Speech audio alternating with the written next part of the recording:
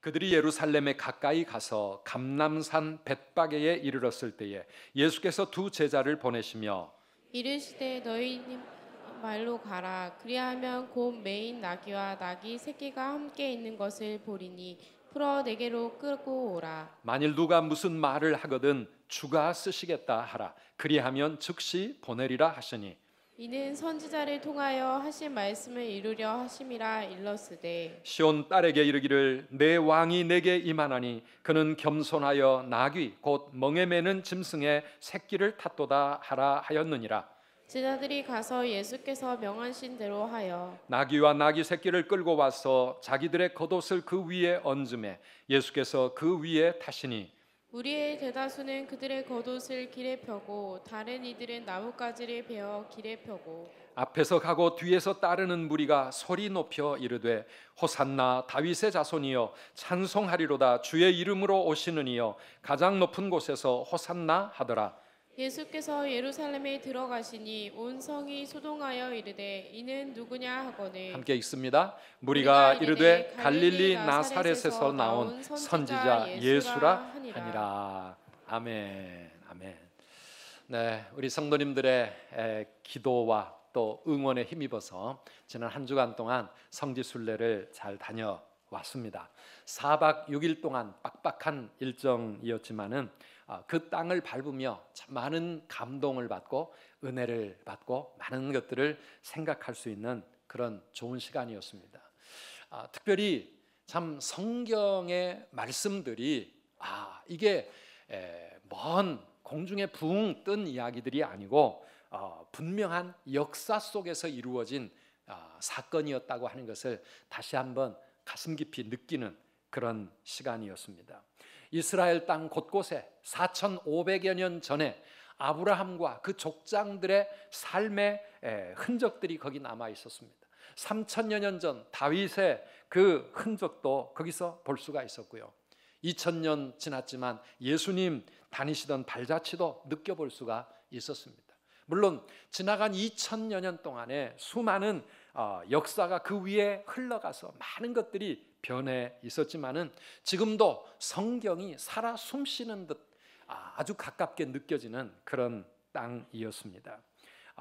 그런데 또 안타까운 것은 그런 땅에 살면서 바로 옆 동네가 바로 자기들이 지나가는 그곳이 성경의 하나님의 역사가 펼쳐진 그런 사건의 현장이었다는 것을 그들은 알면서도 그 속에서도 하나님을 향한 온전한 믿음이 없이 살아가고 있는 유대인들의 그 모습이 또 얼마나 마음이 아팠는지, 그 속에 살면서도 예수를 모르고 그 속에 살면서도 믿음 없는 세속화된 유대인들이 얼마나 많은지 너무 안타까웠어요.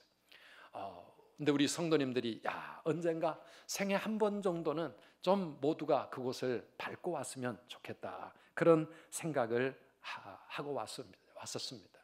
오늘은 그 중에 종려주일을 우리가 맞이합니다. 십자가의 길, 주님 가신 그 길 세 번째 말씀입니다. 오늘 말씀 특별히 비행기 안에서 1만 메타 저 하늘 높은 곳에서 준비한 그런 말씀이기 때문에 더 큰 은혜가 있을 것 같습니다. 은혜 받는 저와 여러분들이 되시기를 축복합니다. 바로 오늘 이 주일 아침에 예수님이 예루살렘에 들어가십니다. 나귀 새끼를 타시고 사람들의 환호 속에서 예루살렘에 들어가고 있습니다. 사진 한 장 또 보여드려야 되겠죠.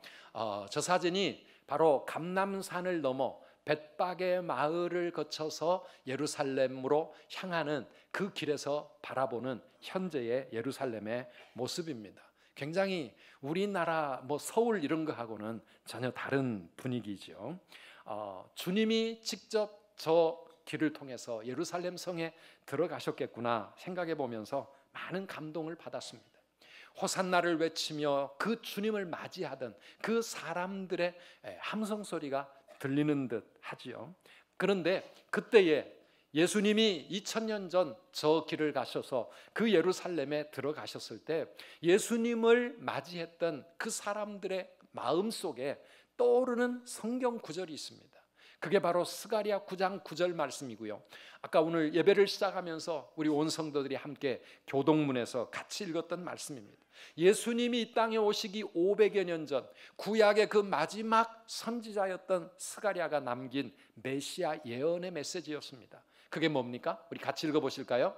시온에 따라 크게 기뻐할지어다.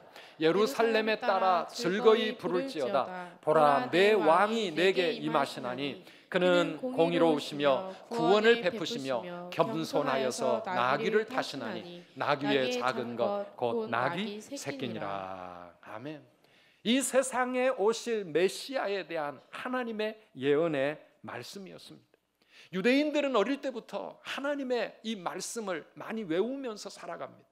예수님이 나귀를 타고 그 길로 들어오실 때 그 예루살렘 사람들의 마음속에 이분이 스가랴 선지자가 얘기했던 바로 그 메시아구나, 그렇게 믿으며 예수님을 맞이합니다. 9절 말씀해 보니까 호산나 다윗의 자손이여 찬송하리로다, 주의 이름으로 오시는 이여 하면서 오늘 우리 임마누엘 찬양대 호산나 소리 높여 찬양했던 것처럼 그렇게 예수님을 맞이했습니다. 우리 함께 같이 한번 외쳐보겠습니다. 호산나 다윗의 자손이여 찬송하리로다, 주의 이름으로 오시는 이여 가장 높은 곳에서 호산나. 아멘. 아멘. 이 함성으로 예수님을 사람들이 맞이했습니다. 이 다윗의 자손이라고 하는 그들의 이 고백은 다윗의 자손으로 오시는 메시아, 왕으로 오시는 우리의 구원자라고 하는 그런 뜻입니다. 주의 이름으로 오시는 분이라고 하는 말은 바로 이분이 우리의 주님이시다, 이분이 우리의 주인이라고 하는 그 고백입니다. 가장 높은 하늘에서부터 하나님으로 오신 메시아라고 그렇게 고백하면서 호산나를 소리 지른 것입니다. 사랑하는 여러분, 그때만이 아닙니다. 그때 그들에게만 이 주님이 오신 것이 아니라 오늘 우리에게도 우리 예수님은 왕으로 오시는 분인 줄 믿습니다. 우리를 구원하시기 위하여 우리에게 왕으로, 우리의 인생의 주님으로 우리에게 임하시는 그 예수님, 오늘 이 종려주일 아침에 그분을 나의 마음속에, 내 삶 속에 그렇게 영접할 수 있는 그런 우리 모든 성도님들이 되시기를 축복합니다. 아마 졸리시는 분이 계신 것 같아요. 그래서 정신 차리라고. 네. 여러분, 왕은요, 오늘 우리나라의 대통령과는 전혀 개념이 다르죠. 왕은 절대 군주입니다. 절대자입니다. 왕의 말이 곧 법이었습니다. 그 왕으로 우리 예수님이 이 땅에 오셨고 우리 예루살렘의 사람들이 예수님을 왕으로 그렇게 영접하고 있습니다. 나귀를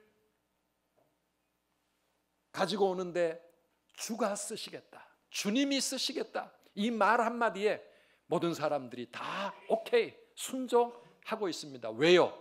왕이신 그분이 모든 것의 주인이시기 때문에 그 나귀를 기르고 있는 그 주인이 진짜 주인이 아니고 우리 주님이 이 세상의 왕으로 오신 하나님의 아들, 그분이 모든 것의 진짜 주인임을 그들이 고백하면서 나귀 새끼를 가지고 갈 때 다 그렇게 순종하며 보내주었던 것입니다. 사랑하는 우리 성도 여러분, 그 예수님이 정말 나의 삶에, 내 마음속에 진짜 주님이신가?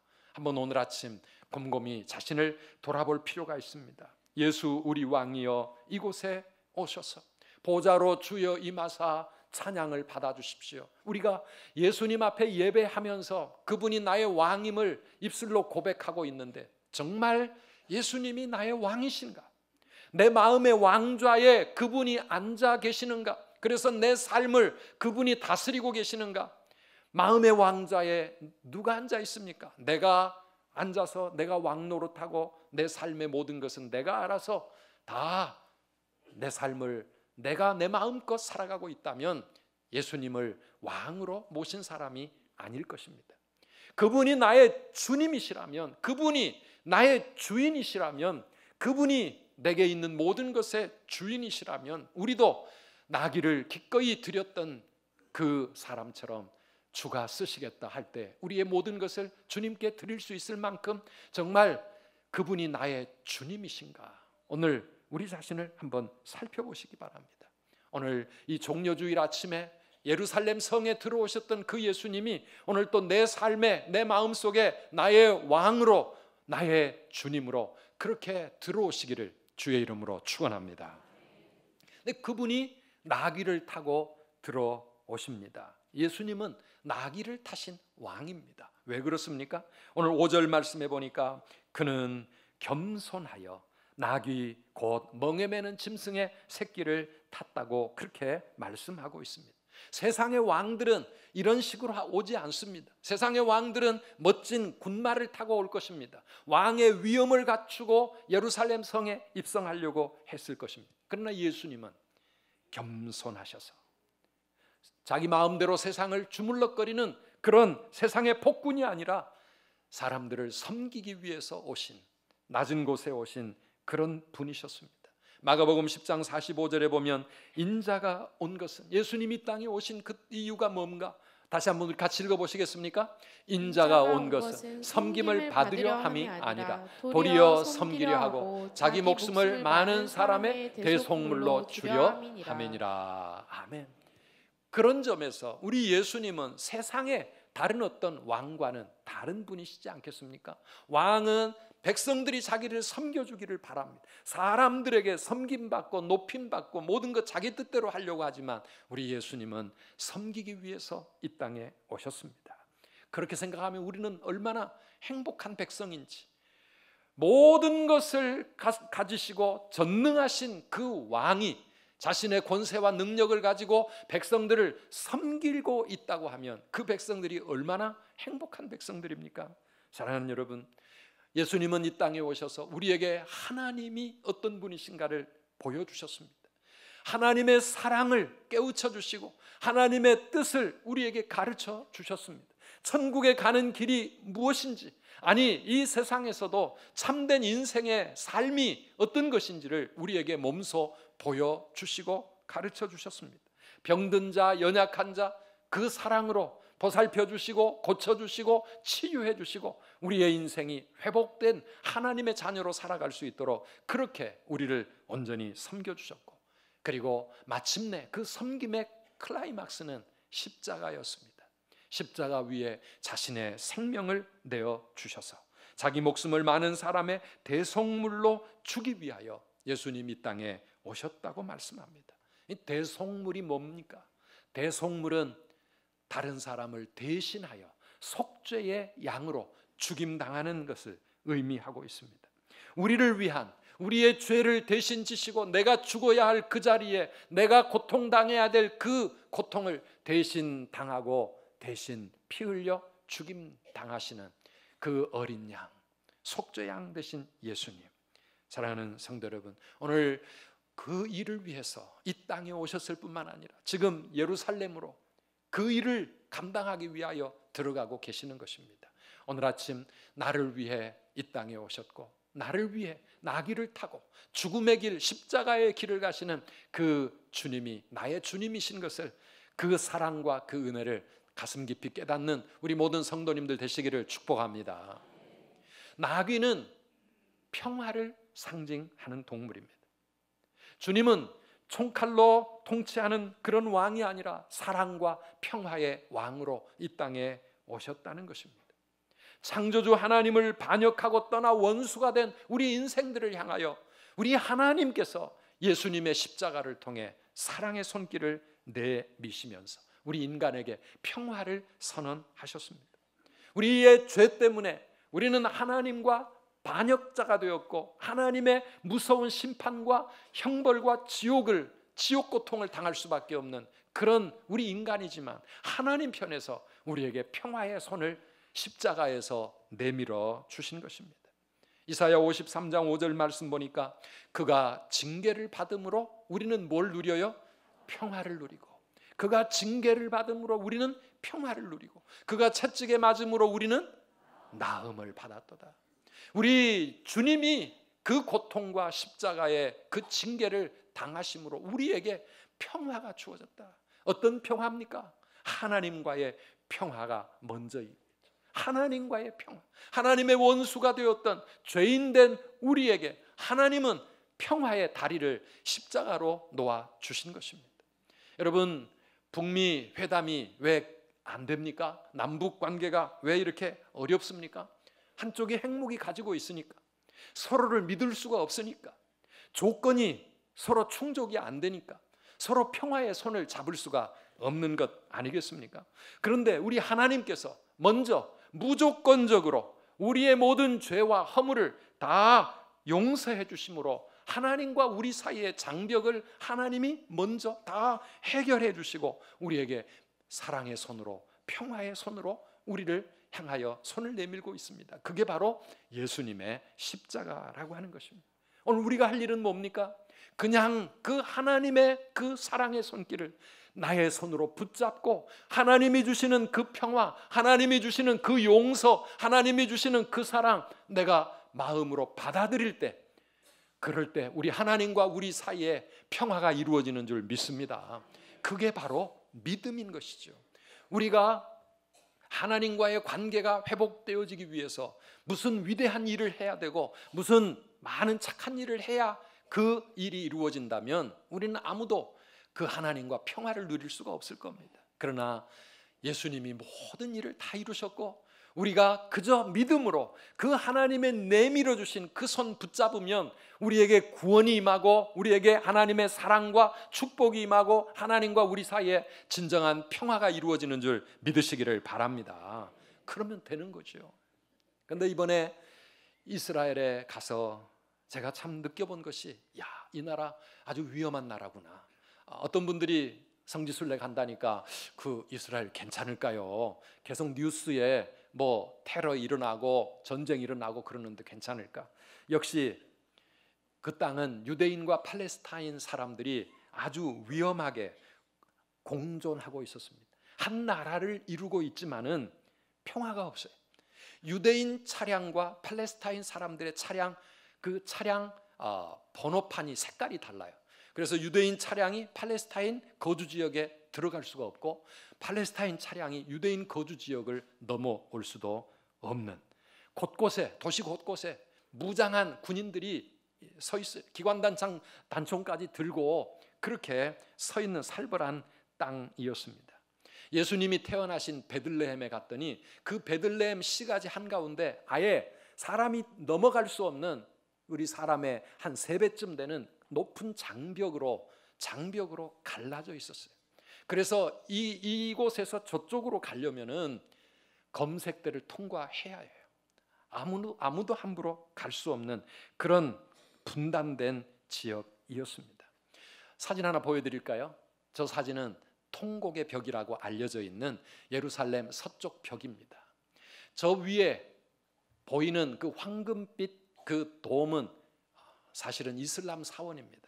저 이슬람 사원이 지금 세워져 있는 저곳이 옛날 솔로몬의 성전이 서 있었던 곳입니다.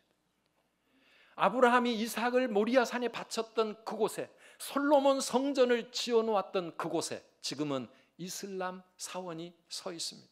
유대인들은 저곳에 갈 수가 없어요. 저 남아있는 성전 벽, 바벨론에게 그 성전이 다 파괴되어 버리고 나라가 망할 때, 그때 남아있는 저 벽, 한쪽 벽, 저기에 붙어가지고 저 벽을 붙잡고 눈물을 흘리며 통곡의 기도를 올리고 있습니다. 얼마나 안타까운지 몰라요. 어쩌다 이 나라가 이렇게 되었을까. 그런데 저기 들어가려고 해도요, 검색대 다 통과해야 돼요. 아무나 함부로 갈 수도 없어요. 사랑하는 성도 여러분, 높은 장벽과 총칼로 지켜지는 그 평화가 진짜 평화일 수 없는 것이죠. 예루살렘이라고 하는 그 단어의 뜻이 뭐냐 하면 평화의 도시, 샬롬의 도시입니다. 그런데 이 평화의 도시 예루살렘에 왜 참된 평화가 없는 것일까요? 하나님과의 평화가 이루어지지 않고 있기 때문입니다. 하나님이 보내신 독생자 예수 그리스도를 그들은 십자가에 못 박아 죽였습니다. 2000년의 세월이 지나서 다른 이방 민족들이 예수를 믿고 다 하나님의 사랑을 누리며 사는데 저 땅만은 아직도 예수를 믿지 않습니다. 그러니 하나님과의 평화가 이루어질 수가 없고, 하나님과의 평화가 없으니 마음의 평안도 없고 삶의 평화가 이루어지지 않은 것입니다. 저 예루살렘 성을 거닐다 보면 이게 지금 2000년 전인지 지금 21세기를 살고 있는지 알 수가 없어요. 너무나도 불쌍한 그런 유대인들의 모습. 저 앞에 통곡의 벽에 가가지고 하나님 앞에 통곡하며 기도를 하고 있지만은, 그러나 예수 그리스도 없이 그들의 그 기도가 무슨 응답을 받을 수 있을까요? 사랑하는 성도 여러분, 평화의 왕 예수님이 우리의 왕 되실 때, 내 삶의 주인 되실 때, 그때 참된 평화가 시작되는 줄 믿습니다. 하나님과 우리 사이에 영적인 평화가 이루어질 때, 그럴 때 내 마음의 평안도 찾아오고 우리의 삶의 모든 물결과 모든 거친 문제들이 다 잠잠해지는 삶의 평안이 이루어질 줄 믿으시기를 바랍니다. 우리 예수님은 이 평안을, 이 평화를 우리에게 주시기 위하여 지금 이 죽음의 길, 십자가의 길을 가고 계시는 것 아닙니까? 왜 유대인들은 그것을 알지 못하고, 그 예수님의 십자가에 그 못 박히셨던 그 장소에는 멋진 건물을 세워놓았지만 유대인들은 그곳에 오지 않습니다. 얼마나 안타까운 일인지. 사랑하는 성도 여러분, 우리 주님을 바라보는 우리 온 성도들이 십자가를 통해서 주님이 우리에게 주시려고 했던 진정한 평안을 오늘 이 아침 예수 그리스도 안에서 누리며 살아가기를 주의 이름으로 축복합니다. 그 십자가가 바로 나를 위한 것이었고, 그 십자가가 바로 예수님의 그 사랑을 알지 못하고 그 손과 발의 못을 박았던 우리의 죄 때문에, 우리의 그 죄를 용서해 주시기 위하여 예수님을 모른다고 부인했던 베드로와 같은 그런 죄인, 예수님을 은30에 팔았던 가룟 유다와 같은 그런 죄인, 그런 우리들을 위하여 주님이 가신 그 십자가의 길, 주님이 흘리신 그 보혈인데, 누구든지 그 주님의 그 내미신 사랑의 손을 믿음으로 붙잡으면 구원을 받고 하늘의 평안을 누리게 되고 우리의 인생이 새로워지는 줄 믿습니다. 그런데 그걸 알지 못하면 가룟 유다처럼 그렇게 불쌍한 인생이 되고 지금 유대인들처럼 저렇게 안타깝게 살아가는 겁니다. 오늘 주님이 지셨던 그 십자가, 바로 나를 위한 십자가가 되기를 주의 이름으로 축복합니다.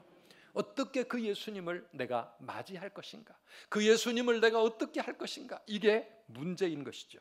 오늘 예루살렘에서 예수님을 맞이했던 2000년 전의 그 사람들은 8절과 9절처럼 예수님을 영접하고 있습니다. 우리 8절 9절을 다시 한번 읽어보겠습니다. 무리의 대다수는 그들의 겉옷을 길에 펴고 다른 이들은 나뭇가지를 베어 길에 펴고 앞에서 가고 뒤에서 따르는 무리가 소리 높여 이르되 호산나 다윗의 자손이여 찬송하리로다. 주의 이름으로 오시는 이여 가장 높은 곳에서 호산나 하더라. 아멘. 그들은 예수님을 향하여 호산나를 외치면서 예수님을 맞았습니다. 그들이 예수님을 환호하며 맞았던 그 나무까지, 그게 바로 종려나무였거든요. 사진 보여드릴까요? 종려나무는 바로 저런 나무입니다. 우리 여러분 많이 보셨죠?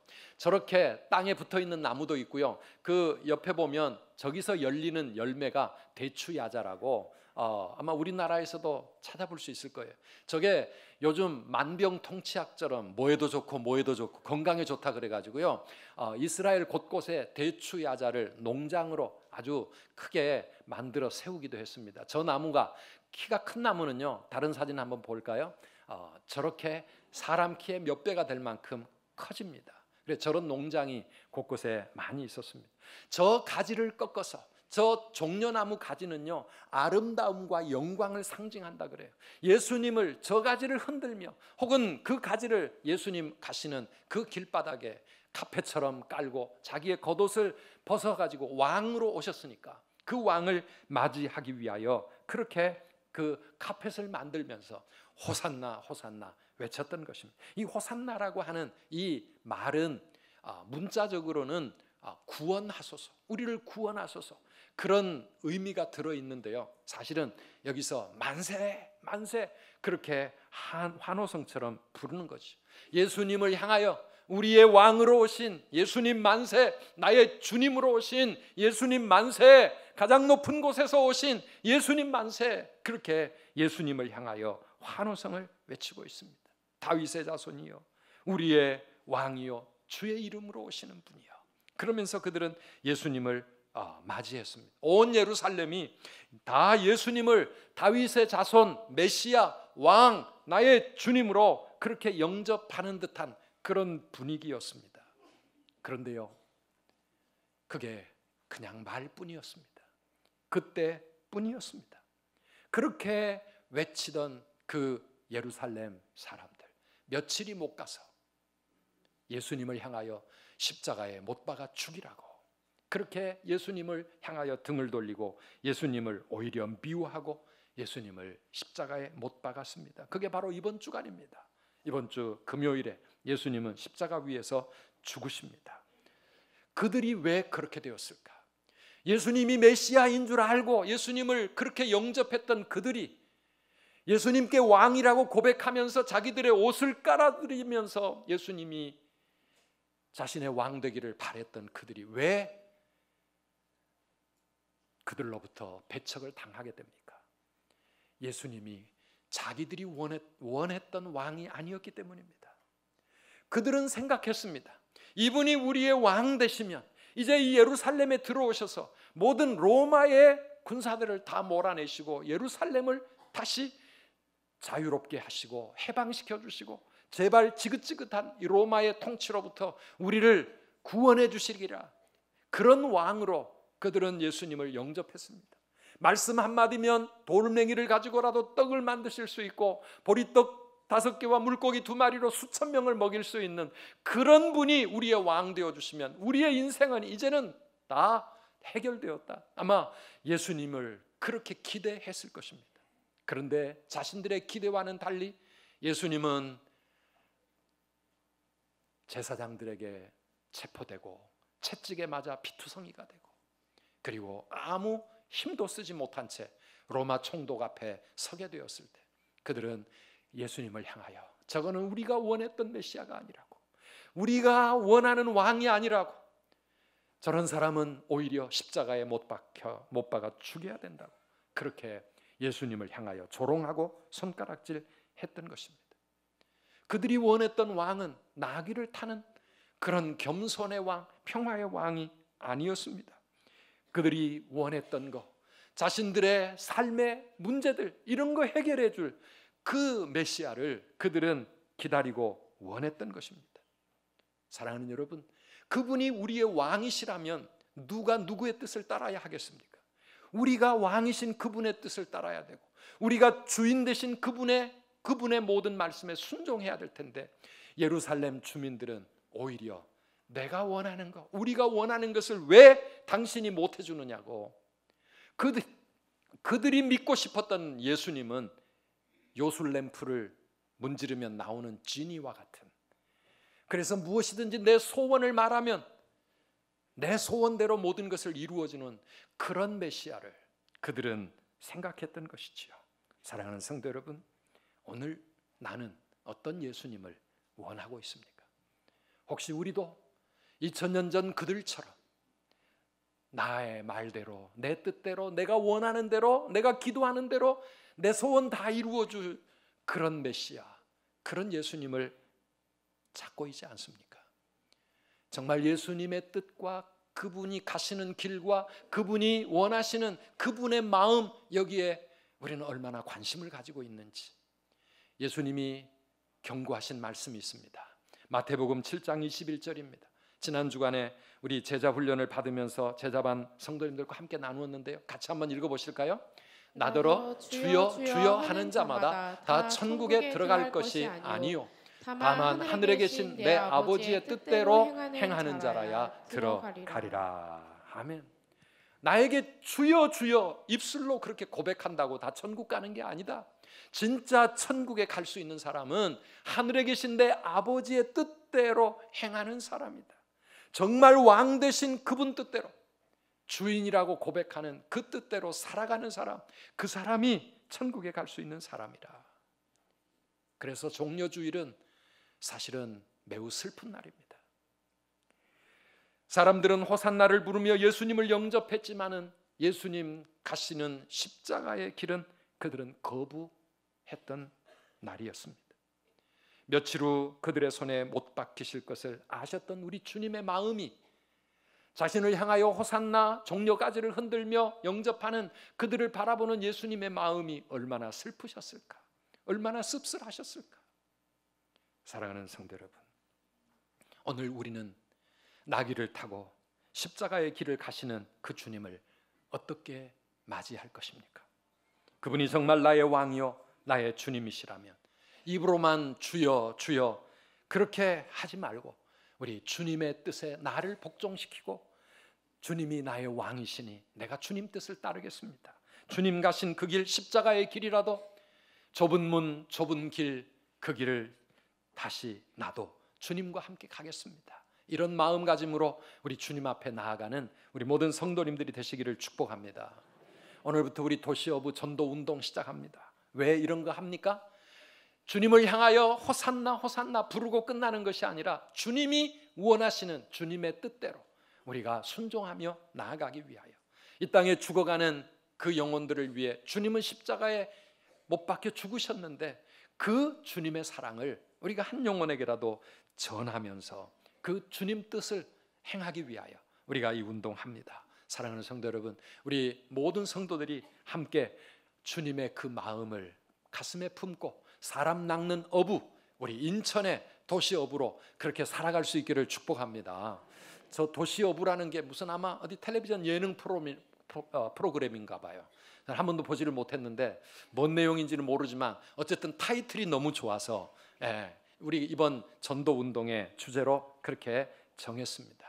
사랑하는 성도 여러분, 이제 오늘부터 우리 고난주간을 맞이하게 됩니다. 이 고난주간에 나귀를 타고 십자가의 길을 가신 그 주님을 따르는 예수의 사람들로서 정말 우리는 어떤 삶을 살아야 할 것인가. 저는 이스라엘을 다녀오면서 예수님 정말 가난하고 힘들고 어려운 그 땅을 밟고 사셨구나. 지금도 나귀를 타고 초라한 그 예루살렘의 길을 걸어가고 계시는데 우리 마음이 너무 교만해져 있지 않은지, 내 마음이 너무 부요해 있지 않은지, 우리가 그분을 보았다면 우리는 그냥 무시하고 말았을 것 아닌가. 사랑하는 여러분, 겸손의 길, 나귀를 타신 왕이 나귀를 타고 가시는데 우리는 자가용 타고 군마 타고 갈 수는 없잖아요. 우리도 함께 그 주님처럼 좀 더 낮아지고 좀 더 겸손한 그런 삶을 살아야 될 것 같습니다. 마음으로만 믿고 입술로만 고백하는 엉터리 신앙이 아니라 주여 주여 하면서도 실제로 내가 주인 노릇하고 내가 왕 노릇하고 주님의 뜻과 주님의 마음에는 아무 관심도 없는 그런 가짜 신앙인이 아니라 정말 그 주님이 나의 주님이시고 나의 왕이셔서 우리가 그분 모시고 그분께 순종하며 살아가는 진짜 크리스찬으로서 십자가의 길을 끝까지 따라가는 저와 여러분들이 다 되시기를 주님의 이름으로 축원합니다.